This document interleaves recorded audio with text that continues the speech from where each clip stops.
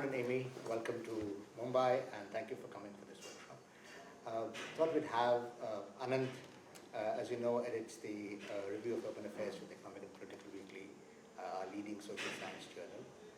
And I thought we'd have a quick conversation about the manner in which the US handles metropolitan regions, and perhaps your impressions about what you heard about India and the other places and how it compares. So to begin with, one of the issues that Amy raised during your remarks this morning was this whole idea about a preference for informal governance or informal mechanisms for coordination across metropolitan regions over formally structured institutions. What would you attribute that preference to? And is that a preference that's common across the different states of the US, or does that vary very much across the states? Well, let me start by saying that the United States certainly is blessed to have formal institutions of governance in a way that I think India is debating right now to get to that level. So we do have formal metropolitan planning organizations. We do have directly elected mayors, many of which who have strong authorities. So those are in existence in the United States. And there are other forms of formal governance that we see. I think the issue is that it would be wonderful to find that right balance between the formal and informal governance, because it's really important to have to put the elected officials to accountability, and you can only do that with strong informal institutions as well.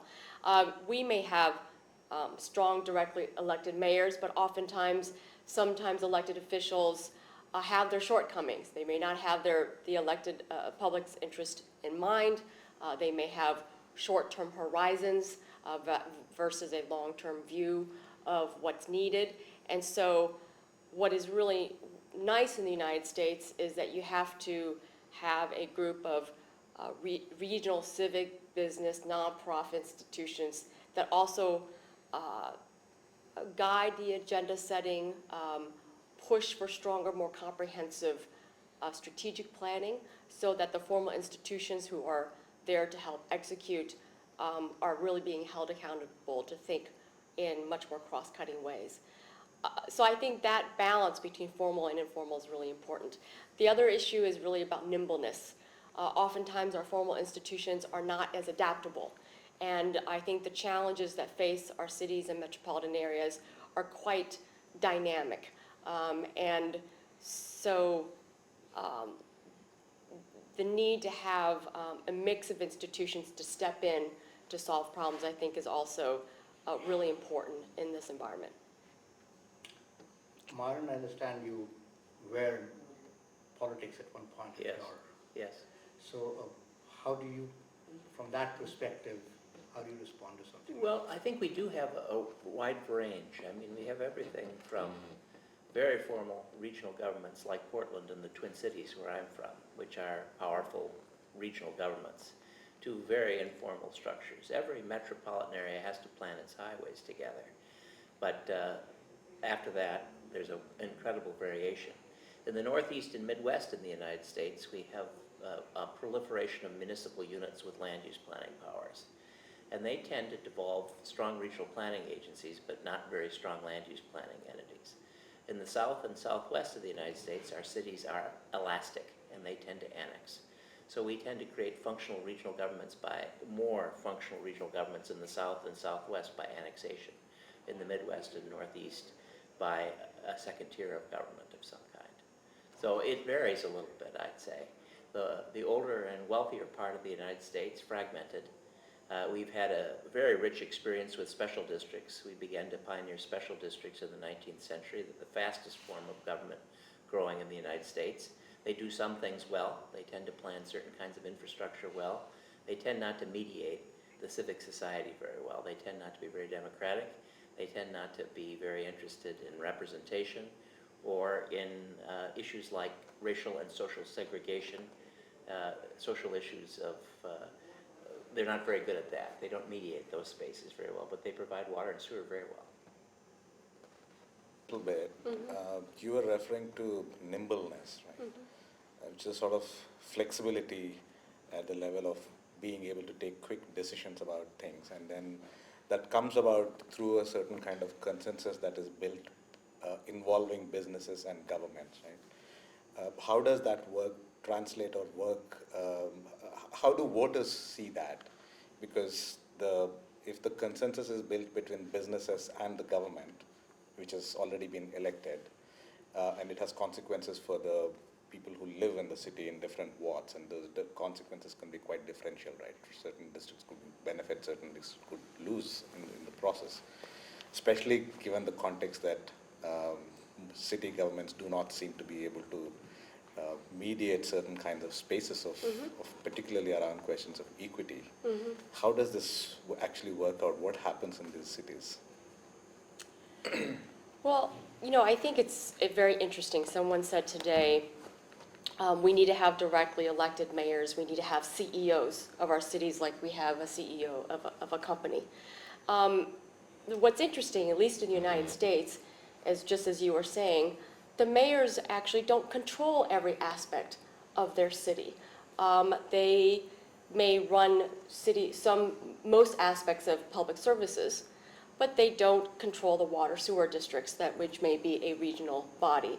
They don't manage the schools, which are normally done by a separate state-driven superintendent. They certainly don't manage those aspects that govern the growth of certain industries. If they need to see stronger manufacturing, they don't govern workforce development systems or the community college for skills training, because that's a different system. And so when a crisis happens in a city and its economy, like what we're seeing right now in this global economic downturn, what we need is mayors who step up using the power of their perch to convene, to create a platform for other organizations to come around a common vision of what needs to get done. And that is what we're seeing more often in the United States. This is why I think having a directly elected mayor is important, but it's not sufficient. At the end of the day, it may be the power of the position to say this is what's most important to our city and to pull together all the disparate actors and the disparate systems to align around some set of priorities. And those priorities, this goes back to nimbleness, may change. And so at one period, it may be a crisis in the schools. There might be a crisis with it. For instance, yesterday was the Super Bowl in the United States. Mayor Landrieu, the mayor of New Orleans, had to have an immediate press conference around the power shortage, the power outage that happened at this incredible event. But he doesn't control any aspect of what happens with the utility companies or what happens in that stadium. And so, again, I think what is really important is that, at least when it comes to the direct CEO of a city, they have to recognize that there is so many different subsystems that intersect and occur within their community, and their ability to bring and marshal disparate resources and players to move in alignment. But the other issue is that if the mayors are distracted, if your elected officials are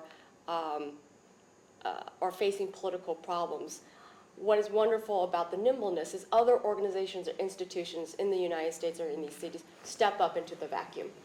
And so these could be regional civic organizations. These could be nonprofits who, if the elected officials are ignoring the rampant crime or lack of services or jobs or neighborhood or retail in their communities, that they organize themselves to bring those resources or opportunities into their neighborhood. That's the nimbleness, is what I'm talking about, the different kinds of problem solving that occurs at each level of formal and informal governance. So then would it be right to say that what we're describing is a situation where the mayor could be a charismatic personality in the ideal situation, who can corral all sorts of disparate interests and provide a platform. In the event that the mayor fails to do this, then there's a system of self-organization or self-mobilization at different levels and different organizations and different territorial units, which can then step up and either solve the problems on their own or put pressure on the mayor so that the mayor would respond. Would that be the Yes, I think that's a appropriate great, description? I think that's a great way of describing it. I think it also depends on what the jurisdiction of the mayor is and whether the city is large enough and has the resources enough to respond to problems. That's right. We have many cities in the United States where we have very strong structural mayors who are directly elected, but the cities have no fiscal capacity. And so they have all the power in the world over a sinking ship. We have cities that have a broad fiscal capacity and control their hinterland, the cities that are annexing or that create functional tax sharing arrangements. These mayors may have less formal power sometimes than the powerful mayors of the Midwest or Northeast, but because they have control over the fiscal base of the region and the growing part of the region, where they can intermediate those difficulties, they can actually deal with people's problems. I mean, one of the problems the United States has is scale. We tend to put the poor in certain areas and move the resources to other areas. So we put the poor on an ice cube that melts, and the resources and industry of the region sometimes leave those places. And urban problems, when the poor are placed on a melting ice cube, become insurmountable. But when poor people are intermixed into the larger mix of a vital region, this is a much more effective way to deal with the panoply of problems regions face: social, economic, business, and environmental. I'm more of a fan of the formal structures than the informal ones, by the way. Amy, I'm holding you back from meetings to be open. That's okay. So one of the issues that you mentioned was that the Twin Cities and Portland, they have strong formal metropolitan government structures. Why did Washington and Minnesota concede those paths to those regions? Oregon and Minnesota. Oregon and Minnesota. I think that there was strong political leadership at the municipal level. I think that the problems of metropolitan areas are complex. The politics of metropolitan areas are complex. And I think in both of those areas, political strategists were equal to the challenge that metropolitan functionality. They were sophisticated. They realized that parts of a metropolitan reform agenda were sold by good policy reasons. Others were formed by analyzing the self-interests of the various barriers. Municipalities, and particularly poorer municipalities inside of a metropolitan area, are powerful allies of a regional entity. Environmentalists are allies. Lower fiscal capacity municipalities are allies. Business leaders, particularly if they are in the central core, can be allies. But part of it is understanding in a sophisticated way the political demographics in the way that we understand the issues of sewers and the way that we understand the issues of electricity. We have to understand our political system and all of its aspects and be able to appeal to the broad, good principled reasons and to be able to understand the not so principled reasons and to maximize the self-interest in that later group. Amy, when you engage with the cities, do you engage largely with the political constituency, with the expert constituency, and do you find any difference in the manner in which you engage with it? Yeah, I think, just listening to Myron, I think why I tend to lean towards the informal is that I tend to deal with folks when it comes to issues of economics. And when it comes to the economy, again, people organize around different scales of the problem solving, right? Environmental watersheds are so large, they sometimes supersede a traditional metropolitan area. Or our metropolitan areas always continue to urbanize, and they grow and they grow and they grow, and again, the extent to which formal organizations continue to adapt to that size is not clear. So you want the nimbleness to be able to address whether it's at this neighborhood level, the city level, the regional level, and watershed level. And those are not always predictable as climate change occurs or other things like that. So you want the nimbleness to be adapt to the different geographies of the scale of the problem. But let me just give you an example. Recently, we're doing some work right now with two mayors in Louisville, Lexington, Kentucky, which is in the southern part of the United States. They have come together. Their cities are an hour apart in driving, 60 miles apart. They have come together because they're realizing that mega cities are what's going to put them on the global map, and what they share is a manufacturing corridor with manufacturing jobs reshoring into the south. And many cities around the country, many mayors are talking about job creation strategies. In this environment, we need to be generating more jobs for our workers, we need more jobs for revenue growth, and at the end of the day, the voters are being holding them accountable to the economic health of their city. But the reality is mayors actually control not that many things that really relate to job creation. They do service delivery, they do, and so on. But they have come together through the power of the convening power to figure out how they can ensure that the Louisville-Lexington bluegrass region is a strong industrial corridor. So what does that mean? They bring together the CEOs. They bring together the university presidents.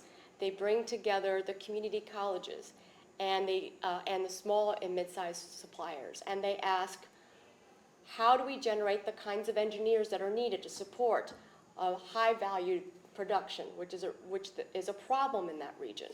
The mayors do not control anything that has to do with increasing the supply of engineers.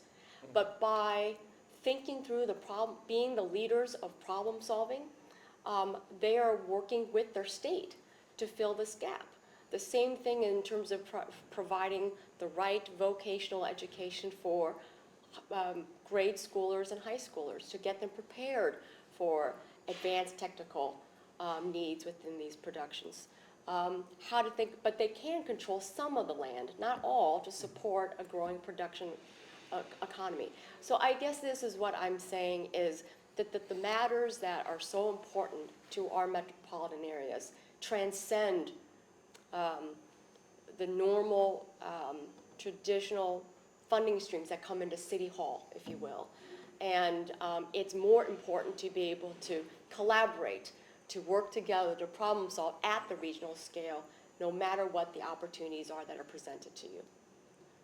Those must be tough negotiations between two cities which earlier may have competed for the same job pool or the same industry pool, to now sort of come together and decide how they're going to share the pie in some sense.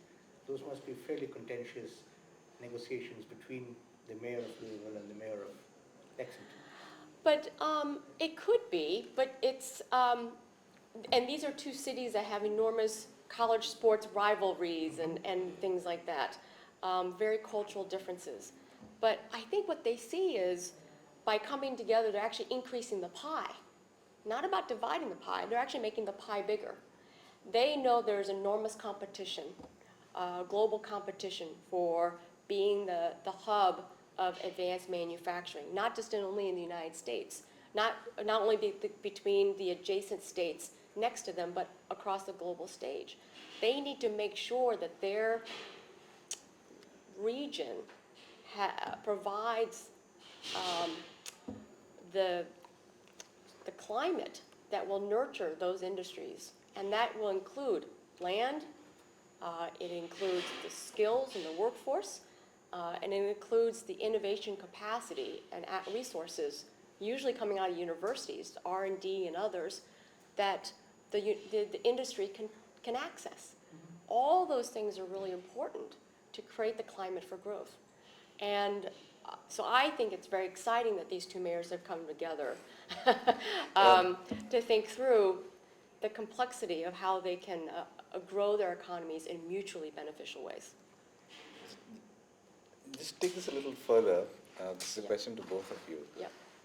Somewhere in the late 80s and early 90s, right, there was a trend of uh, city competition, right? It was different cities competing for resources. And I think um, it has happened at many levels in many different places and so on. Desperately, everybody is struggling for the same set of resources. And you're all trying to sell yourself to investments that are not easily coming to you. What you're then suggesting now is that there is possibly a new trend of trying to figure out either by spatial proximity or by some other logic, people trying to cooperate with each other to move ahead. And how powerful is this logic? I mean, is this something that can actually contribute to the emergence of new regions? I think there's often two things. Yeah. One is a competition, a global competition for economic growth that pits regions against each other. And that's a series of actors that play in that, often business, infrastructure, universities, all the things that Amy's talking about. Another issue is the level of inequality and the quality of life within a metropolitan area. And that is a related but sometimes different conversation. And the business, these same partnerships are not always as deeply interested in that second part as they are in the first. They're both important. And I think that the global economic competition is something that every region has to cope with in a competitive world. I think, however, that the second one, reducing the inequality and increasing the quality of life of citizens, also is a tool of economic competition, but less direct. But many of our global cities, as Saskia Sassen is writing, are becoming more unequal, and they're becoming wonderful places if you have education and money, but not for everyone else. And we're building, even in the United States, a greater system of inequality and substandard housing for a lot of our people, and a growing number of our people are not participating in the way that they used to because of the social compact. And I think that thinking about these more formally, and thinking not just about global competition, but about the quality of life and the structure of opportunity for our citizens is a vital metropolitan conversation that sometimes is not addressed by the informal conversations between business and economic leaders. Thank you. This has been very enlightening. Thank you so Thank much. you. Thank you for having us. Yep. Thank you.